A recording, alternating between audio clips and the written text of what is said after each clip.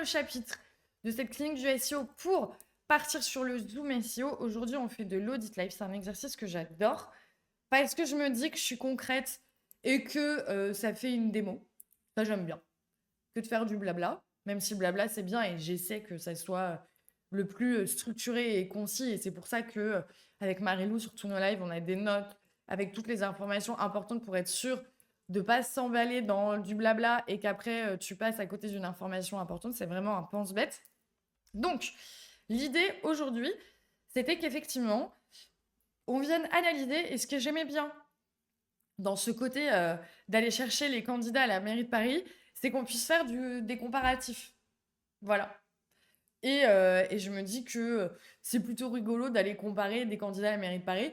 On peut pas dire que ça soit commun, donc au moins un peu original, et de voir comment justement chaque site des candidats à la mairie de Paris finalement a été pensé et qui est le plus fort en SEO. Est-ce que vous n'avez pas envie de savoir qui est le plus fort en SEO?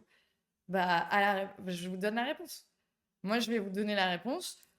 Spoiler alerte, ils sont pas ouf en SEO. Ils sont pas tous ouf en SEO, mais il y en a certains qui ont fait plus d'efforts que d'autres.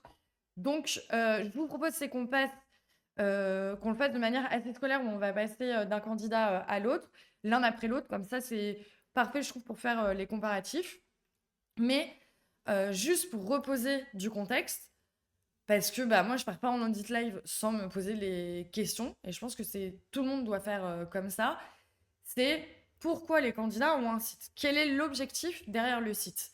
Parce que sinon, je suis pas capable de me dire si ils font du bon boulot ou pas, si je me suis pas posé la question de quel était l'objectif. Alors, pour le coup, je ne suis pas en contact avec ni Sophia, ni Rachida, ni Grégoire.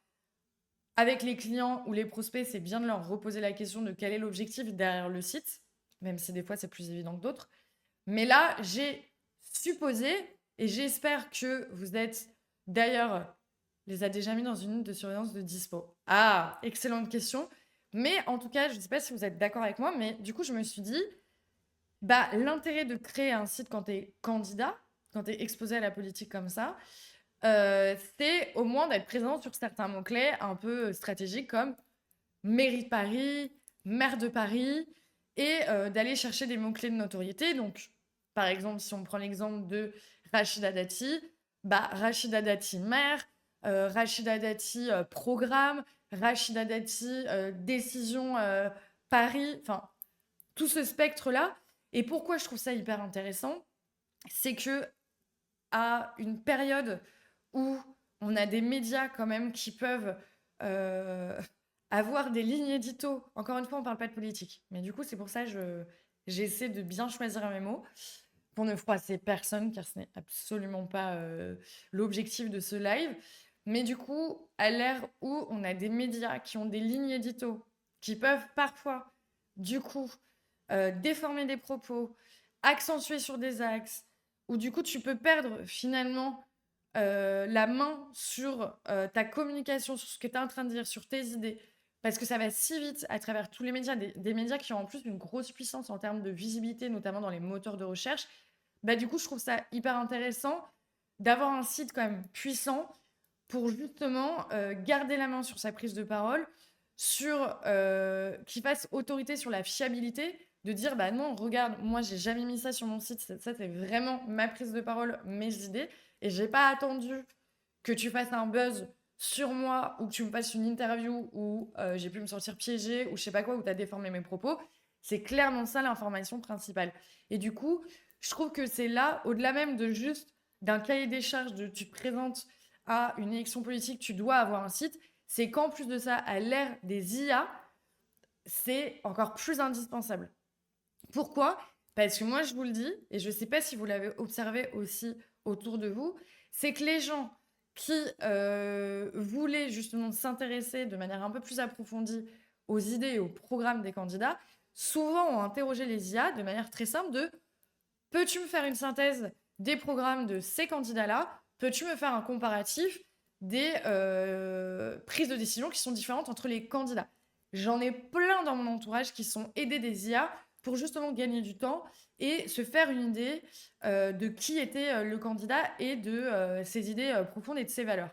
Du coup, si effectivement, t'as pas un espace refuge où au moins tu prends la parole de manière approfondie, où tu as des textes, des preuves, des différents types de contenus, bah, c'est quand même dommage parce que les IA, du coup, ce qui est sûr, c'est que bah, si tu lui laisses la main à aller chercher dans tous les médias qui prennent la parole pour toi, en tant que candidat, bah, du coup, là, tu es vachement plus exposé et ça revient à la news que tout à l'heure dont je vous parlais sur la réputation des marques. C'est pareil pour la réputation des personnes. Si tu ne prends pas la parole, du coup, tu ne peux pas te plaindre que finalement on parle pour toi et que finalement ça soit peut-être pas si en adéquation avec tes idées. Donc au moins, ça permet d'avoir une source sur laquelle les IA peuvent se baser pour potentiellement recracher l'information. Donc voilà moi les différents objectifs et c'est pour ça que ça fait rire parce qu'on prend là des candidats à la mairie de Paris en exemple pour un audit, mais en fait les enjeux ils sont quand même maxi importants et je trouve que on n'est pas sur juste kikou lol, c'est rigolo, c'est que en vrai le SEO, je trouve qu'il a toute sa place dans ce genre d'expérience et que je vous le dis déjà, moi je ne comprends pas pourquoi c'est pas aussi bien travaillé. À l'ère où on est aujourd'hui, où les choses vont vite, où on peut vite perdre le fil sur même ta réputation, sur tes propos, avec les IA aujourd'hui, que t'es pas un site géo-friendly et SEO-friendly, moi je l'ai pas. Moi je trouve que ça devrait être dans le cahier des charges quelque chose d'obligatoire. Je m'en étouffe tellement je suis à fond sur ce que je dis. Et l'importance du coup de notre métier, mince. Mm. Du coup, sans plus attendre, on va passer la première candidate, donc c'est Sophia Chikirou, que j'ai décidé de prendre. Du coup, je vous mets le site ici. Hop, le site de Sophia. Alors, du coup, j'ai utilisé, vu que je n'ai aucun outil à disposition, en tout cas un outil propriétaire, c'est-à-dire une Search Console ou un Google Analytics, vous vous doutez bien que je n'ai pas contacté Sophia pour cet exercice. Et spoiler, peut-être que vous vous posiez la question, non, je ne fais pas partie de l'équipe de Sophia pour avoir travaillé son SEO. Alors, du coup, on se rend compte à travers des outils comme SEMrush que le site a été lancé, en tout cas, il a commencé à avoir des performances à partir de janvier et qu'on est sur un site qui a une couverture sémantique d'à peu près 270 mots-clés. Donc, on n'est pas du tout sur un site qui est au point mort. C'est quelque chose qui est monté crescendo. Après, je trouve que janvier, c'est pas déconnant. Moi, j'aurais misé plutôt sur novembre-décembre pour être sûr que le site prenne en autorité, que tout soit bien exploré, bien indexé, qu'après je puisse monter en puissance, sachant qu'on le rappelle, hein, les élections ont lieu au mois de mars. Donc du coup, je trouve pas ça déconnant de prendre 3-4 mois d'avance. Donc voilà. Donc moi, j'aurais lancé le site avant et lancé quelques contenus, même si t'as pas envie de dévoiler tout ton programme ou toutes tes idées trop avant, parce que selon le calendrier politique, c'est peut-être pas hyper stratégique. Il n'empêche que j'aurais fait vivre le domaine avant et poster des contenus avant pour que travailler des contenus en tout cas, pour que j'ai une bonne couverture sémantique. On est quand même, donc comme je le disais, sur un site qui fait 270 mots-clés, en tout cas qui a une couverture sémantique de 270 mots-clés, et on est sur un site qui a quand même 230 pages. Donc, encore une fois, c'est pour ça que je vous dis que à la fois, c'est pas très bien travaillé en SEO et on se le dira pourquoi, mais à la fois, on n'est pas non plus sur des sites vitrines à 2 pages pour juste faire prospectus en ligne que tu peux aller checker. C'est que on est quand même sur des sites qui sont quand même un peu costauds et où on sent qu'il y a eu du boulot. Malheureusement, ils n'ont pas fait appel à d'experts SEO pour aller jusqu'au bout. Mais c'est pas des sites pour faire joli. Il y a une vraie stratégie derrière. On balance pas 230 pages pour juste être sympatoche. Après, si on analyse les mots-clés, on est sur une très faible diversité de mots-clés. C'est-à-dire que tous les mots-clés qu'on s'est cités tout à l'heure, comme mairie de Paris, autour de la mairie de Paris, les élections, le programme, le profil du candidat, donc des questions vraiment sur la personne, c'est Walou. On est vraiment sur une couverture sémantique liée qu'à Sophia Chikirou, donc le terme en lui-même, avec très très peu de diversité. Donc on est beaucoup sur quelque chose qui tourne un peu en rond. Donc ça, c'est très dommage. On n'a aucun mot-clé stratégique. Ce que je vous propose maintenant, c'est d'aller directement sur le site. Et en vous partageant l'écran, parce que sinon, c'est pas très rigolo. Hop, j'imagine que vous voyez bien mon écran. Donc, ce que je voulais vous montrer avant même, du coup, d'aller directement explorer certaines pages, c'est faire un petit site de points. Je trouve que c'est pas mal pour se rendre compte de la structure du site. C'est ce que je recommande, moi, vraiment sur tous les audits, hein. On n'est pas du tout sur quelque chose lié justement juste à Sophia, je vais l'appeler Sophia. Que pour Sophia, ça vaut pour tous les sites que vous voudrez auditer. Moi, je trouve que le site de points est pas mal. Juste pour vous rendre compte, effectivement, c'est dans outils du nombre de pages dans l'index de Google. Et effectivement, pour vous rendre compte des différents espaces dans le site.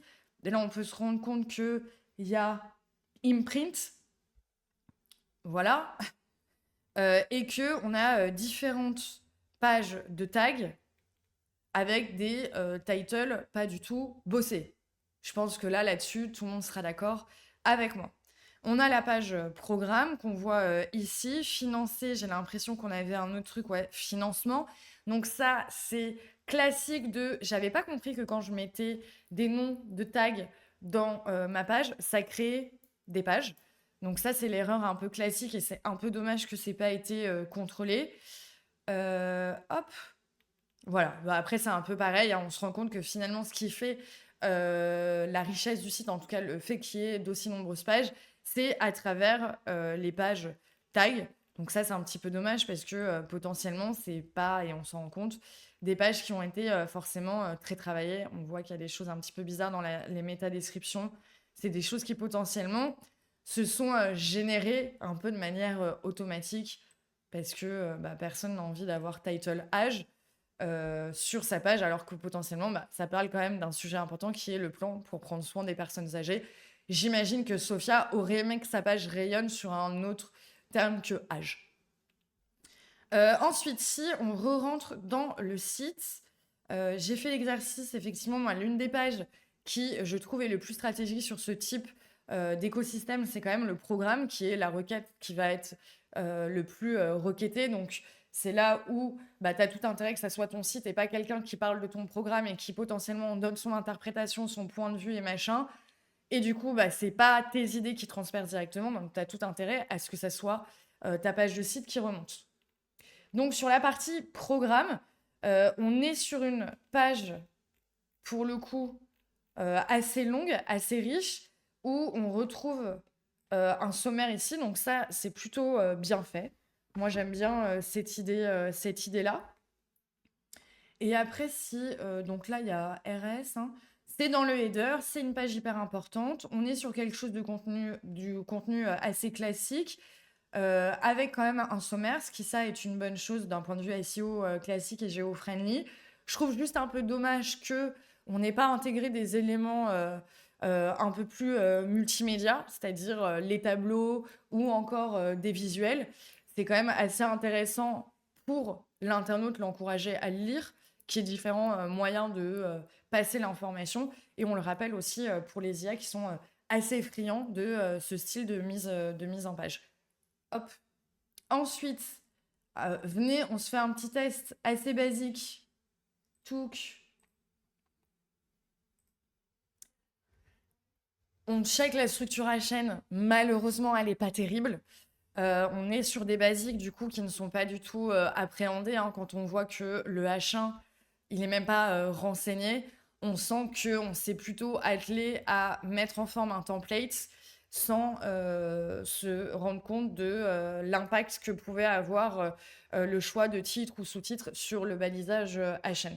Donc là, ce qui est un peu dommage parce que très clairement, encore une fois, on est sur une page hyper stratégique où il aurait été cool qu'en H1, il y ait quand même le nom de le programme de Sophia Chikirou, ce qui aurait été, je trouve, grandement stratégique et hyper cohérent par rapport au sujet de la page.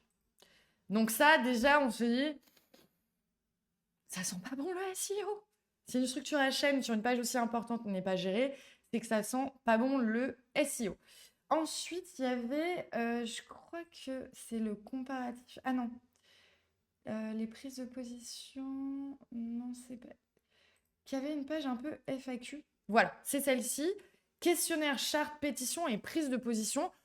Pareil, je trouve que ça manque un peu de contexte. Qu'est-ce que je vais retrouver exactement sur le contenu de cette page? je l'ai pas et du coup, je trouve que c'est pas assez explicite. Et pour des gens qui sont quand même beaucoup dans la communication, qui travaillent énormément ce style de sujet, parce que c'est quand même des gens qui passent leur temps à être interviewés et être sur des plateaux, je trouve que bah là, c'est dommage qu'il y ait un peu de flou, on comprend pas qu'est-ce que ça veut dire questionnaire, qu'est-ce que ça veut dire charte, qu'est-ce que ça veut dire. Enfin, je l'ai pas. Ça fait un peu titre fourre-tout. Et encore, je parle de titre, hein, mais ouais, voilà. Il n'y a même pas de titre sur la page. Donc, c'est un peu dommage là-dessus. Et là, ce que j'aurais aimé, je me suis dit, ah, mais ça se trouve, c'est une FAQ et c'est hyper intéressant parce que donc, sur les sujets de santé, elle va mettre en exergue les questions on peut se poser par rapport à ses prises de position ou son programme, qu'est-ce qu'elle compte apporter. Et finalement, non, on est sur quelque chose d'un petit peu chiant, on va pas se mentir. Je vois pas à quel moment tu as envie de te farcir ça. C'est complet. On peut pas. Académie nationale de pharmacie, donc là, j'imagine que bah, j'imagine rien, je vais pas vous mytho, ça je l'ai pas. Pareil sur qu'est-ce qu'elle veut nous dire sur le CLE autiste. Voilà. Voilà, voilà. Et du coup, je me suis demandé, et on va faire le test tout de suite, vu qu'on a quelque chose avec des volets un peu structurés que moi j'aurais aimé. Ça ressemble un peu à une FAQ. Venez, on se pose la question des données structurées. Alors là, j'utilise du coup, pour ceux qui se posent la question, validatorschema.org. C'est vraiment l'outil que je vous recommande d'utiliser pour checker si les données structurées sont bien en place. Et ça, c'est hyper intéressant parce que vraiment, ça te récupère tout. Ce qui est quand même pas dur à faire en WordPress. En plus, les voyants iOS ne sont pas verts là. Effectivement, hein, on n'est pas sur des choses faites maison, des CMS faits maison. C'est tous des choses. Bon, bah voilà, aucun élément détecté. Donc là, on nous dit qu'il y a effectivement pas de balise de schéma.org. Donc pas de données structurées actuellement sur le site. Donc voilà, même cette petite touch en plus pour effectivement structurer un peu notre contenu à l'ère des IA, rappelons-le, les données structurées sont encore plus importantes, bah c'est pas fait. Qu'est-ce que je voulais vous montrer d'autre? Le comparatif des différents programmes. Ah ça, je l'ai adoré. Je trouve que l'idée, elle est hyper bonne. Sous format visuel, donc là, il y a un vrai effort de transmettre l'information de manière un peu plus pédagogique. Et donc là, ça compare bah, nos trois zozos, Rachida, Emmanuel et Sophia, bah, les différentes idées sur le logement, l'écologie, le périscolaire, enfin bref, sur tous les sujets qui font quand même notre quotidien. Et du coup, c'est des formats visuels. Donc ça, hyper intéressant. Je trouve juste que malheureusement, on manque un petit peu de contexte sémantique. Pareil, le H1, si je puis dire, le titre, bah du coup, il n'est pas tip top, très clairement. Et non, je te rejoins, Anne-Carl, le texte, du coup, n'est pas visible. Et du coup, j'aurais aimé du texte en dur pour justement apporter du contexte sémantique. On n'est que sur des images et là, on est un petit peu à l'ancienne où en fait, c'est une page et on comprend qui permet juste d'imprimer. C'est des tracts. Donc des tracts comparatifs, donc c'est juste quelque part une bibliothèque pour imprimer. Ce qui est un peu dommage parce que je trouve que l'idée de cette page est hyper intéressante même pour le web et du coup sa consommation digitale. Donc voilà, on aurait aimé que ça soit bah, mieux travaillé d'un point de vue SEO parce que ça, je trouve que c'est un contenu, c'est un petit contenu un peu sympa. Et du coup, vu qu'on est sur notre comparateur de programme, moi, c'est vrai que au lieu de tout foutre à la racine pour créer bah, vraiment des silos sémantiques puissants, je l'aurais rattaché vraiment au programme et ça aurait été une sous-page, une sous-catégorie de programme pour vraiment bah, appuyer le côté programme de Sophia Chikirou et de montrer différents aspects du programme, différentes analyses, différents comparatifs, différents type de contenu. Et là, je trouve que du coup, bah, sur le mot-clé vraiment programme Sophia Chikirou, quand tu arrives à te faire vraiment une rubrique comme ça, on aurait eu des chances de se positionner et que le site soit vraiment en top position sur ça. Car je le rappelle, et c'est pas juste de la supposition, le site n'est absolument pas positionné sur ce type de mots-clés qui, moi, du coup, ça me semble fou. Parce qu'il faut se le dire, c'est quand même des sites qui coûtent cher. On est quand même sur 230 pages. Il faut quand même faire des choses. J'imagine qu'il y a un développeur derrière, un intégrateur. Donc, c'est des choses qui sont pas juste là pour décorer. Du coup, c'est un peu dommage qu'on n'aille pas jusqu'au bout de l'exercice et ce soit pas un outil vraiment de visibilité et voire d'acquisition, parce qu'il y a des enjeux d'acquisition, hein, parce qu'elle nous encourage quand même à faire des dons. Donc, pareil aussi à aller à ces meetings, donc potentiellement remplir les salles où elle a fait des meetings. Donc, il y a des vrais enjeux de conversion à travers ces sites-là. Donc voilà, on passe un peu à côté. Après que je reconnais que... après, je veux pas faire de l'UX un peu bidon comme ça, mais je reconnais que le site est plutôt agréable dans la navigation. Le fait qu'il y ait les efforts justement de vignettes comme ça qui rappellent un peu YouTube. Là, on retrouve des codes un peu digitaux, qui est du multimédia à travers des visuels et justement de la vidéo que vous pouvez retrouver sur son site. Je trouve que c'est quand même pas mal. On est sur un site qui est pas dégueu, très clairement, mais juste qui ne coche aucune case du SEO, ou en tout cas pas beaucoup. On va passer maintenant, je reprends mes notes. Hop, tic, tic, tic. On va passer maintenant à Rachida Dati. Et là, ça va aller assez vite et je vais vous montrer pourquoi. C'est que le site est en cours de maintenance. Alors moi, je pense très sincèrement qu'il n'est pas en cours de maintenance, c'est qu'il est en cours de fermeture. Et donc là, alerte rouge parce que effectivement, bon bah Rachida, elle a perdu l'élection. Elle s'est dit allez, je prends mes clics et mes claques et je me casse. Je veux plus qu'il y ait visiblement d'éléments disponibles à ce sujet, sur cette expérience, sur le site. Ce que je trouve un peu dommage, parce que finalement, potentiellement, bah, ce qui a été acquis par ce site-là, bah, on s'en sert pas pour pousser à un autre site ou faire des redirections. Enfin bref, je trouve ça un peu dommage là-dessus. Rachida Dati, ah oui, et pour la petite anecdote, et on me l'a raconté ça en commentaire sur LinkedIn, je crois que ça venait de Jonathan de Paper Club, qui racontait une anecdote qui disait que, bah, attention, effectivement, et ça rejoint un peu ce que disait Avencar, attention à la gestion des domaines et à garder la propriété des sites, parce que bah, si vous décidez de fermer et de, voilà, on s'en fout, le domaine a expiré, je le garde pas, je le revends, faites gaffe à qui pourrait le récupérer pour des intentions un peu malveillantes potentiellement. Ça peut donner des idées. Donc de bien rester propriétaire de ces types de domaines. Je crois que l'exemple donné, c'était pas Marine 2017, c'était un autre exemple. Mais voilà, ça a été courant. Donc on espère que Rachida Dati n'est pas en cours de boulettos à propos de son site rachidadati2026.com. Ce domaine, c'est devenu un comparatif d'extracteur de jus. Non mais voilà, non mais exactement. Donc attention à ça. Et moi, je trouve personnellement que la fermeture du site est un petit peu précoce. Alors, juste pour vous donner des chiffres, on a un site qui a commencé à prendre de la visibilité à partir de décembre, donc un peu plus ancien que Sophia. Donc là-dessus, on a quelque chose qui a démarré potentiellement un peu plus rapidement, ce que je trouve être une bonne chose. On est sur un site qui a une couverture sémantique pardon, de 300 mots-clés, donc a une couverture sémantique un peu plus importante que celle de Sophia. Et par contre, là, à l'heure actuelle, il n'y a plus que 40 pages disponibles. J'imagine qu'avant que le site soit en cours de maintenance, il y en avait plus, ou sinon, peut-être pas. Mais donc, belle perte si le site faisait que 40 pages, d'avoir quand même une couverture sémantique de 300 mots-clés. Alors, juste, moi, l'alerte, c'est que quand je fais un site de points, effectivement, on se rend compte quand même qu'il y a des pages pardon, qui sont toujours indexées. Ah bah là, plus qu'une trentaine. Donc, c'est en cours d'indexation. Moi, j'ai la toute sensation que la méthode de désindexation des pages, elle n'est pas maîtrisée. On est potentiellement sur quelqu'un qui a mis une consigne, une commande dans son robot TXT avant de mettre noindex sur ses pages et que du coup, bah, Google n'a pas pu voir le noindex sur les pages. Bref, moi, je le sens, la petite boulette comme ça. Je suis pas allée chercher dans les archives et tout ça. Parce que bah, mollo lastico, on est là sur une démonstration pour donner quelques billes, mais j'ai pas tapé un audit complet. Mais du coup, ça sent la désindexation un peu lente et un peu on est paumé.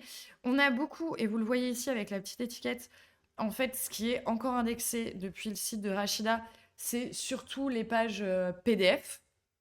Donc ça, attendez, je regarde. Ah, c'est rien. Donc, parce que quelqu'un vient de rentrer, ça m'a fait peur.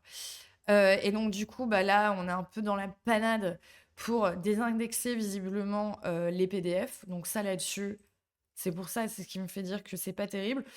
Et après, quand on regarde du coup les titles, on est plus sur quelque chose de classique où on a site officiel Rachida Dati. Moi, ce que je trouve intéressant, justement, d'appuyer sur le côté site officiel pour écarter tout doute de fake news. Je trouve ça quand même intéressant. Et on a quelque chose d'assez complet. Bah, tu vois, là, les dossiers de presse, on retrouve dossiers de presse, écologie, le programme, la crise dans le périscolaire. C'est un petit peu mieux travaillé au niveau des titles.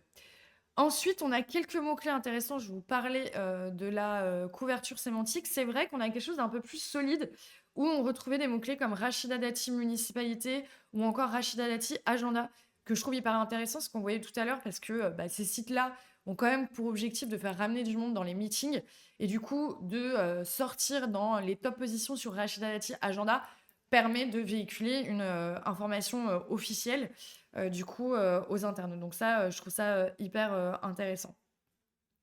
Donc voilà ce que je pouvais vous dire. Ça restera assez succinct.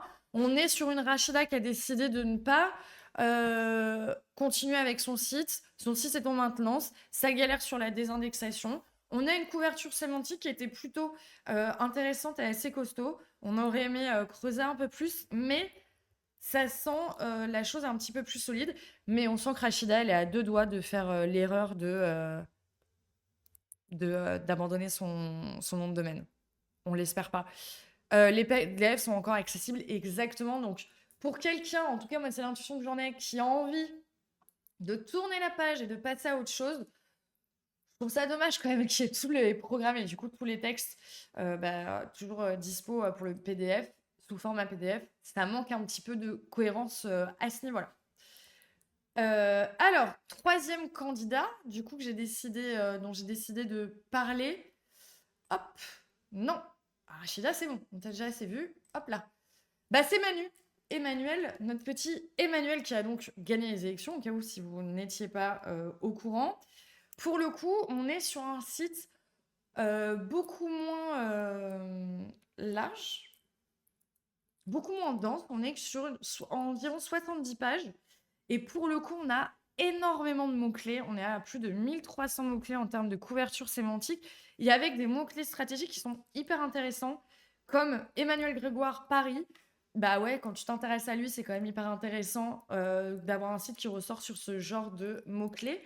Le projet du Grand Paris, c'est hyper intéressant parce que ça, au moins, ça montre que le site a réussi à se positionner sur des enjeux potentiellement importants et où les gens se posent la question. Donc, sur des mots-clés un peu génériques comme ça, réussir à remonter dessus, c'était vraiment se positionner de expert sur le domaine et du coup rassurant pour les gens qui seraient intéressés sur le projet du Grand Paris. Et également positionner sur mairie de Paris candidat. Pareil, on se dit que les gens qui posent cette requête-là dans Google, potentiellement ne sont pas du coup au courant des candidats à la mairie de Paris. Donc, remonter dessus, hyper intéressant en termes de notoriété et pour s'inscrire dans l'esprit des gens, d'avoir un site qui remonte sur ce style de mots-clés. Donc, c'est pour ça qu'encore une fois, on est quand même sur des sites qui sont ultra stratégiques pour la visibilité du candidat. Il aurait donc une corrélation entre un site bien fait avec du SEO et un objectif accompli. À deux doigts de faire ce raccourci-là, Avencar, je suis complètement d'accord. Effectivement, est-ce un hasard si Emmanuel Grégoire a un site SEO qui est beaucoup plus costaud que les autres et qu'il a gagné les élections? Ben moi, peut-être pas. Effectivement, alors après, on a... Oh, c'est quelque chose qui est tombé, ce n'est rien. On a quand même des petits trous dans la raquette, hein, on va pas se mytho. Si on regarde juste sur les basiques, structure à chaîne, déjà on en a une. C'est pas le cas sur toutes les pages, mais au moins sur la page, la homepage, pardon, on a quelque chose d'assez cohérent. Après, le H1, le Parti Socialiste, pas ouf. On aurait aimé déjà le nom Emmanuel Grégoire, candidat à la mairie de Paris. Par exemple, je sais pas, j'ai l'impression de pas dire une dinguerie quand je dis ça. On est sur quelque chose de assez bien contextualisé. Donc du coup, dommage. On a une bonne structure, mais malheureusement, on n'a pas été jusqu'au bout de l'exercice avec l'optimisation de cette structure à chaîne où, normalement, tout bon SEO qui se respecte, du coup, met des mots-clés dans ces genres d'espaces stratégiques. Donc ça, c'est un petit peu dommage. Ensuite, si on fait un site de points, hop, on se rend compte que on a un petit problème de title. Hein. Ah ouais, Manu, Emmanuel Grégoire pour Paris sur la page Ar. Ar. Sur la page programme, on a la même title. Même title pour ressources. Voilà. Et on a des choses qui sont pas très explicites à l'action. Ouais. Parisienne, parisien. Bon, au moins tu me diras, il insiste sur le côté Paris et le SEO local, mais bon. Voilà, c'est pas terrible, terrible. Et surtout, ouais, effectivement, ce genre. Qu'est-ce que je voulais vous montrer? Ce genre de. Ah, j'ai perdu mon URL. Ah, elle est là. Voilà, donc là, on est sur une URL de.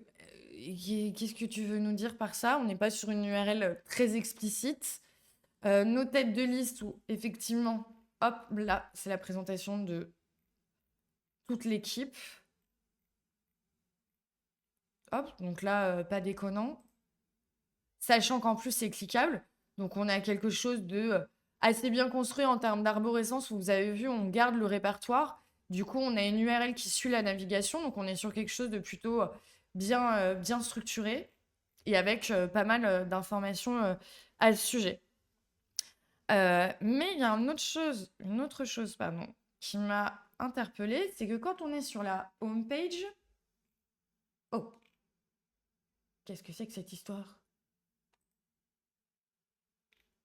Bah, où est mon menu? Ah, ok, d'accord. Donc, ouais. Vous avez vu, il faut scroller un peu. Je trouve moi un peu trop pour avoir le menu burger qui s'affiche. Donc là, oh, j'ai failli faire tomber le micro. Ouf. Donc là, on se dit que on a pas mal de pages qui sont pour le coup avec un contenu assez explicite. Donc on commence par le programme, on a le participer au projet. Donc là, j'imagine que c'est plus potentiellement pour les dons ou pas. C'est plus pourquoi? Ah oui, hop, c'est plus une boîte à idées. Nos événements, l'actualité de l'Ocarvan, nos idées pour Paris. Je trouve ça assez intéressant. Encore une fois, c'est ce que je disais sur Sophia. Moi, j'aurais aimé qu'il y ait des niveaux pour qu'effectivement, on ait vraiment des catégories un peu fortes qui appuient le programme avec nos idées pour Paris, les comparatifs. Enfin voilà, je trouve que ça aurait été intéressant plutôt que de tout mettre au même niveau. Mais surtout, ce qui m'a interpellée, par exemple, je clique sur nos idées pour Paris. En fait, on se rend compte via l'URL qu'on a un dièse ID. Donc en fait, les dièses ID, ça veut dire que c'est juste un scroll automatique de la homepage. Et je vais vous montrer tout de suite.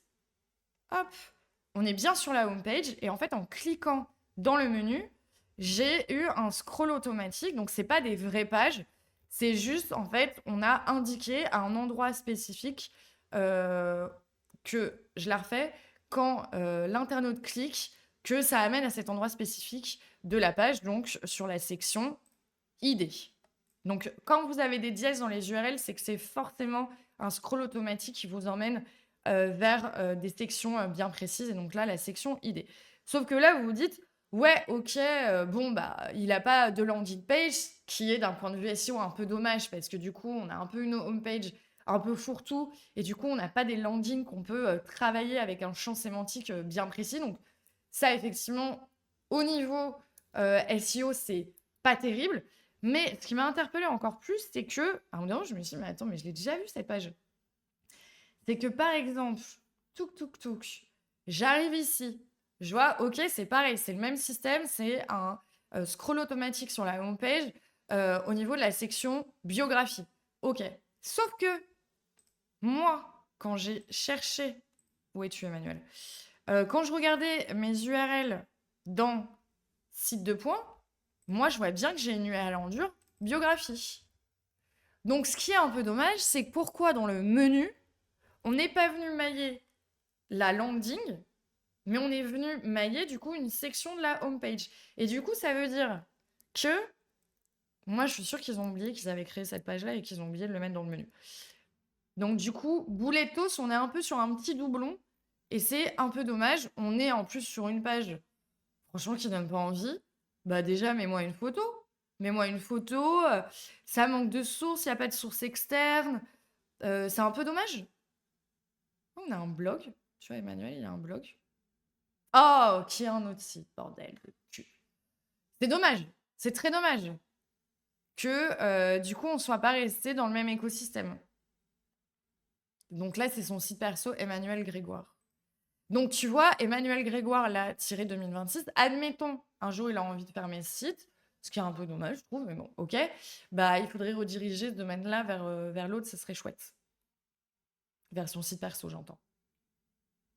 Ça serait utile plutôt que de le laisser à l'abandon et surtout de laisser tomber son domaine. Donc, voilà ce que je voulais vous montrer aujourd'hui. Donc, bilan des courses. On est quand même sur un site de Emmanuel Grégoire qui est beaucoup plus costaud d'un point de vue SEO. Ça se voit juste en termes de performance. On l'a vu qu'il y a un peu plus sérieux au niveau de structure. Malheureusement, je trouve qu'on va pas jusqu'au bout de l'exercice et bah, du coup, c'est pas ce qu'on appelle très bien optimisé par le SEO. On le voit à travers le menu où on a plutôt maillé du coup des sections plutôt que des landing pages qu'on est venu travailler. Donc, c'est pas le seul candidat jusqu'ici qui a un beau site perso linké depuis le site de la campagne Notre mère est tellement un digital natif en fait. Effectivement, je le reconnais. Autre bon point et très bonne remarque de Avencar, c'est que en plus de ça, sur le site de Emmanuel Grégoire pour Paris, au moins il y a cet esprit de maillage externe sur l'ensemble de l'écosystème et on montre une certaine maturité digitale à relier tout l'écosystème autour de ce candidat, ce qui est plutôt une bonne chose. Après, il y a toujours des trous dans la raquette. On sent qu'il n'y a pas eu un expert. Et pour le coup, je le dis ou pas, dans les mentions légales, parce que j'ai été checker les mentions légales de tous les candidats, bah, du coup, on voit qu'apparemment, il y a des gens qui se disent expert SEO, qui ont fait le site. Encore quelqu'un qui fait un peu tout, mais du coup, un peu rien. Et donc, c'est dommage. Mais en tout cas, du coup, ça veut dire qu'il y a eu une personne, contrairement aux autres candidats où je suis allée fouiner, lui a fait cet effort-là. Donc, on voit qu'effectivement, il y a une certaine maturité. Et encore une fois, au niveau des enjeux, je trouve ça tellement hyper important. Et vous le voyez juste avec quelques plugins, en faisant site de points, en naviguant sur le site, on peut déjà détecter des choses. Et en vous listant des objectifs avec des mots-clés, on peut déjà détecter certaines améliorations.